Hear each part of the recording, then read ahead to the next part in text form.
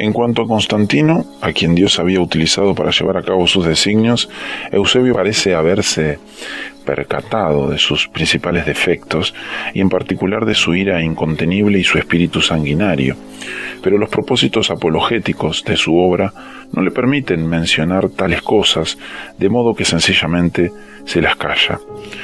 Lo más grave de todo esto, sin embargo, no está en lo que Eusebio diga o deje de decir acerca de Constantino. Lo más grave está en que a través de la obra de Eusebio vemos cómo buena parte de la teología cristiana, aún sin percatarse de ello, fue ajustándose a las nuevas condiciones y en muchos casos abandonó o transformó algunos de sus temas tradicionales.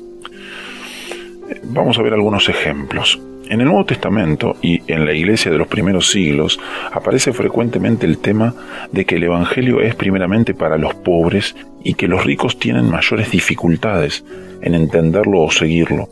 De hecho, la cuestión de cómo una persona rica podía ser salva preocupó a los cristianos de los primeros siglos. Pero ahora, a partir de Constantino, la riqueza y el boato empiezan a ser tomados por señal de favor divino. Como veremos en el próximo tema, el movimiento monástico fue en cierto modo una protesta contra esa interpretación acomodaticia. Para Eusebio y las muchas otras personas a quienes él representa, no parece haberse percatado del cambio radical que estaba teniendo lugar cuando la iglesia perseguida pasó a ser la iglesia de los poderosos, ni de los peligros que esto entrañaba. Igualmente, Eusebio describe con gran gozo y orgullo los lujosos templos que se estaban construyendo, pero el resultado neto de estas construcciones y de la liturgia que estaba evolucionando en ellas fue la creación de una aristocracia clerical, semejante y paralela a la aristocracia imperial y frecuentemente tan apartada del común de los creyentes como lo estaban los magnates del imperio del común de las gentes. No solo en su liturgia comenzó la iglesia a imitar los usos del imperio, sino también en su estructuración social.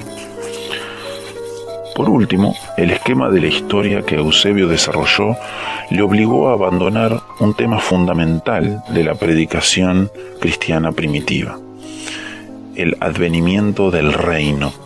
Aunque Eusebio no nos lo dice explícitamente, el hecho es que al leer sus obras recibimos la impresión de que ahora, con Constantino y sus sucesores, se ha cumplido el plan de Dios. Aparte de esto, lo único que nos queda esperar es el momento en que seremos transferidos en espíritu al reino celestial. A partir de la época de Constantino, y debido en parte a la obra de Eusebio y de otros como él, se tendió a relegar olvidar la esperanza de la iglesia primitiva, de que su Señor habría de retornar en las nubes para establecer un reino de paz y justicia. En épocas posteriores, la mayoría de los grupos que regresaron a aquella esperanza fueron tenidos por herejes y revolucionarios y condenados por tales. El hecho de que Eusebio nos haya prestado ocasión para exponer estos cambios en la vida y la doctrina cristiana no ha de entenderse en el sentido de que él fue el único responsable de tales cambios.